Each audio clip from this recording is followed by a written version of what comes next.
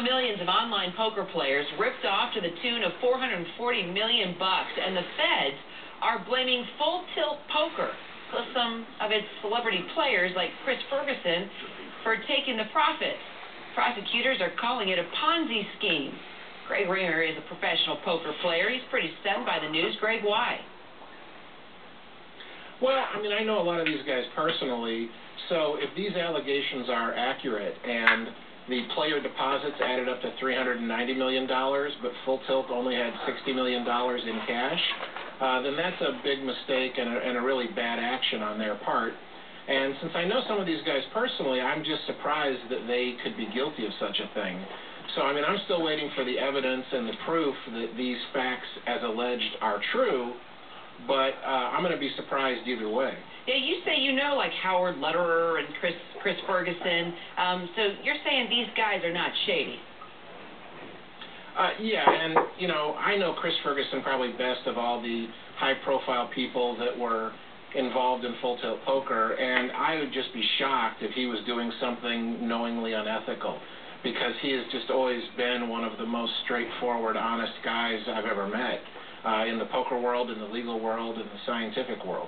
So Barry Boss, the attorney representing Full Tilt Poker, this is what he said. I want to get your reaction. He says that the fact that there may have been mistakes made by management does not mean that a Ponzi or that a business becomes a Ponzi scheme.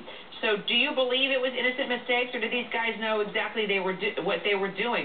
This is a site that I believe grossed about $1 million a day at some point, right? That would certainly be the estimate, that their gross revenues might have reached $1 million a day at some point in time. I just don't know the facts, and I don't accept it as true just because it was alleged by the U.S. attorney. Yes, these facts may be true, but you know the business. You've been right inside. You've been the poker champ. Have you ever witnessed any shady activity activity like what's being alleged here? Nothing quite like this. We had a scandal a few years ago where one of the other sites, it turned out that a former owner had sold the company, kind of maintained a back door, and was using the back door to see the hole cards and cheat players. So this isn't the first time, but the real issue here is that all of this really highlights the need for tough U.S. regulation. Right now, we're outsourcing the regulation of online poker to other countries, to other, legalities. So we've got, Costa Rica and Gibraltar and so on that are regulating the online poker sites. Certainly that's not the countries we would turn to outsource the FDA and decide which drugs are safe and effective, but if you regulate, suppliers are safe. If you've got the government regulate the online gambling, doesn't that change the dynamics of the game? Critics have come forward and say, yeah, they'll just eventually shut it all down. Well, that's the whole point. Right now they've been trying to shut it down, but it's still going on, and that leaves American consumers at risk because we don't have anyone to turn to. If all these allegations are correct, if Full Tilt Poker was behaving inappropriately, what do we do about it? They're not in the U.S. We can't sue them as consumers and try to get our money back. So that's why we want U.S. regulation. We want Congress to pass a bill to license and regulate online poker.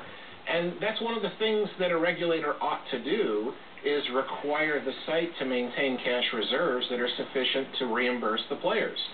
The other big site that was taken down on Black Friday, we call it, April 15th, when the U.S. attorneys first filed this indictment, was PokerStars. Their regulator, the Isle of Man, required them to keep that money in cash, and all the American customers that were shut out of that site were returned their money. Their money, right. Well, we'll see what happens here with that was a good regulator. We want the U.S. to be a good regulator like that as well. See how this plays out. Greg, thanks. Allison Cossack, going to check.